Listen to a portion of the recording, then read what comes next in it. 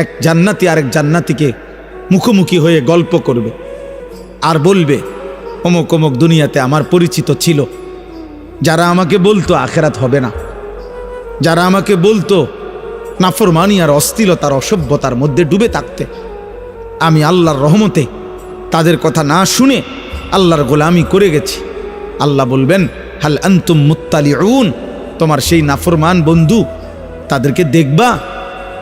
ফাত্তালা ফারাআহু ফি সাওয়াইল জাহিম, আল্লাহ বলে সেদিন ইমানদার জান্নাতি বান্দাকে আল্লাহ তাআলা ওই জাহান্নামী নাফরমান পরিচিতদেরকে দেখাবে যে দেখো তাদের পরিণতি কি হয়েছে।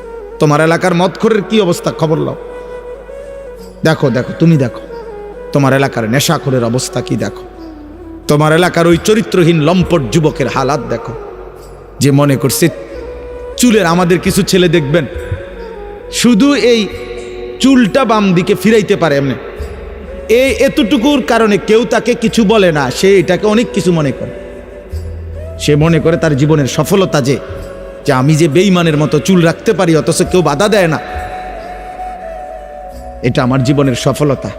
না রে আব্বা, এটা তোর জীবনের ব্যর্থতা, তোকে কেউ ফিরায় না,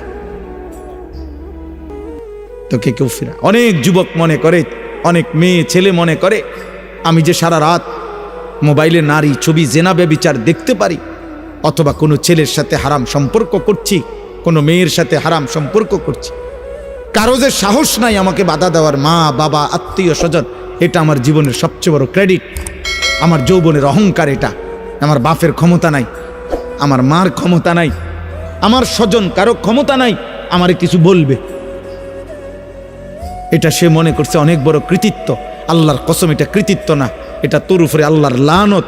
আল্লাহর লানত করার কারণে তোর স্বজন সবাই তোর থেকে মুখ ফিরায় নিছে।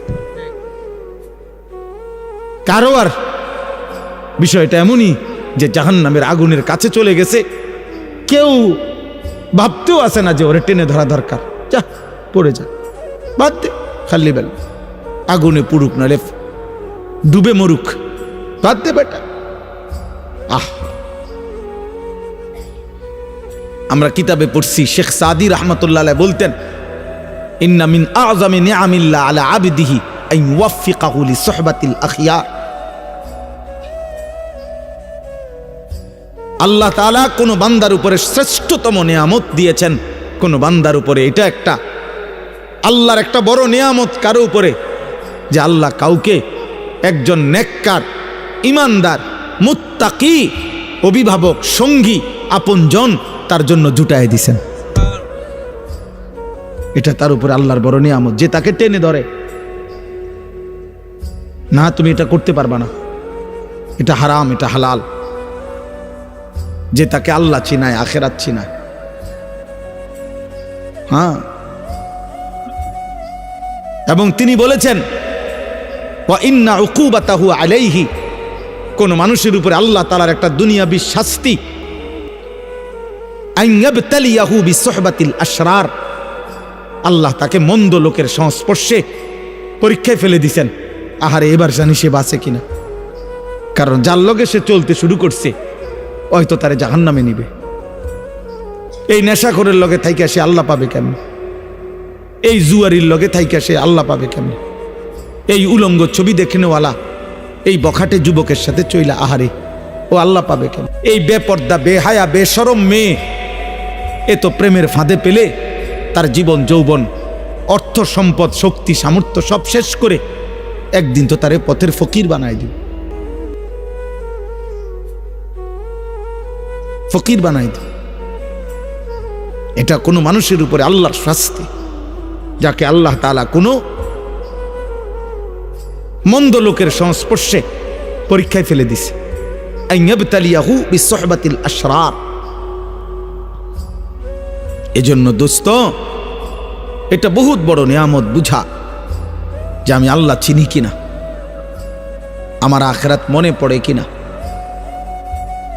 24 ঘন্টায় যার কখনো আল্লাহর কথা মনে পড়ে না, এ তোর কেমন জীবন বেটা? তুই কিসের মুসলমান বেটা? 24 ঘন্টায় যার একটা সেজদা দিবার কথা মনেই আসে না, মনেও পড়ে না, এটা মানুষ না জানোয়ার? জিজ্ঞেস করা দরকার, বুঝেন নাই? এটা মানুষ না জানোয়ার, জিজ্ঞেস করা দরকার। 365 দিনে যার একবারও মনেও পড়ে না যে আমি তো মুসলমান, আমার উপরে ফজরের নামাজ ফরজ, এক বছরে এটা কিসের মানুষ? এটা কিসের মুসলমান? কিসের মুসলমান? ভাত খায়, ঘুম যায়, পেশাব পায়খানা করতে, তো এগুলা তো সকলেরই পূরণ হয় বেটা। দুনিয়া ভোগ করে, আরে তো দুনিয়া তো জানোয়ারও ভোগ করে, দুনিয়া তো গরু ছাগলও ভোগ করে মিয়া। দুনিয়া ভোগ করে আশ্চর্য কি তা বলেন? থাক, পিছেই বসুন, ওনার রুগী নাই। চলেন বলেন আলহামদুলিল্লাহ। অতএব ভাই আমার, বাবা আমার, নওজোয়ান সাথী, আমি অনুরোধ করছি, আমার প্রথম কথা এটা শুরু করলাম, প্রথম কথা এটা শুরু করলাম, দিলের মধ্যে যেন আখেরাত মনে পড়ে, মালিকের কথা মনে পড়ে, আল্লাহর কথা যেন মনে পড়ে। জীবনটা শুধুই শুধু সারাক্ষণ তামাশায় তামাশায় যেন না কাটে। আল্লাহ তাআলা কোরআনুল কারীমের মধ্যে এটা বলছেন, বান্দা ইয ক্বালা লাহু কওমুহু লা তাফরাহ ইন্নাল্লাহা লা ইউহিব্বুল ফারিহিন। অহংকার করো না বান্দা, আল্লাহ অহংকারীকে পছন্দ করেন। ওয়ালা তামশি ফিল আরদি মারাহা, জমিনে অহংকার গর্ব করে চলো না। ইন্নাকা লান তাখরিকাল আরদা ওয়া লান তাবলুগাল জিবালা তুলা। আল্লাহ বলে বান্দা বড়াই করো না, যত বড় গর্বই করো না কেন, অহংকার করে তুমি পায়ের তালু দিয়ে কিংবা বুট জুতার শক্ত জুতা দিয়েও তো এই জমিন ফাটাইতে পারতা না, আর মাথা উঁচা করে ঘাট লম্বা করে তো পাহাড়ের সমান উচ্চতায় পৌঁছতে পারতা না। অহংকার করো কেন? এক বুজুর্গ এক যুবককে আল্লাহর পথে চলতে বলছিলেন, আর ওই যুবক বলছিল, আপনি চিনেন আমি কে? হাল তারিফুনি, আপনি চিনেন আমাকে, আমি কে? কথা বলে। তখন ওই আল্লাহর প্রিয় বান্দা বলছে, হ্যাঁ যুবক, আমি তোকে চিনি, আমি তোর পরিচয় বলতেছি, শোন। আউয়ালুকা নুতফাতুন কাযিরা, তোর শুরু হইল দুর্গন্ধময়, বিশ্রী দুর্গন্ধময় নাপাক এক ফোঁটা বীর্য। ওয়া আখিরুকা মাইতাতুন গালিযা, আর তোর শেষ পচা লাশ। ওয়া বাইনা যালিকা তাহমিলুল আযরা, আর মাঝখানে হায়াতের এই সময়টুকু তুই পেটে বহন করছিস কিছু পায়খানা। এই হলো তোর পরিচয়। কিসের অহংকার করছিস বেটা? শুরুটা যার দুর্গন্ধময় নাপাক বীর্য থেকে, শেষটা হয়ে যাবে যার পচা গন্ধা লাশ, মাঝখানে যার পেটে 24 ঘন্টা পায়খানা। আল্লাহ তাআলা যদি কুদরতিভাবে ডেকে না রাখতেন, এক জাররা ছিদ্র করে দিতেন, তো তোর নাপাক দুর্গন্ধে তো গোটা দেশ সমাজ মহল্লা দুর্গন্ধ হয়ে যেত। তো বড়াই করছো কেন? কিসের বড়াই করছেন? আল্লাহ আমাদেরকে বুঝ দান করেন। প্রিয় ভাই, প্রিয় নওজোয়ান, পর্দার আড়ালের মা বোন, বয়স্ক বাবা, প্রত্যেকের এটা উচিত, আমাদের এটা ভাবা, আমাদের এটা ফিকির করা, কে আমি, কোত্থেকে আসলাম, আমাকে কে পাঠাইলেন, কেন পাঠাইলেন। আত্ম উপলব্ধি, আমি এই কথাটাই শুরু করছিলাম যে আল্লাহ তাআলা কোরআনুল কারীমের মধ্যে বারবার বলছে, বান্দা আমি চাচ্ছিলাম তুমি উপদেশ গ্রহণ করবে। এতগুলো কথা আমি আল্লাহ নাজিল করছি উপদেশের জন্য, তোমার দিল নাড়াইবার জন্য, তোমার কলিজা যেন নড়ে, বিবেক যেন নড়ে। আমি আল্লাহ এটা চেয়েছিলাম, লাআল্লাকুম তাযাক্কারুন, লাআল্লাহুম ইয়াতাফাক্কারুন, বান্দা যেন ভাবে।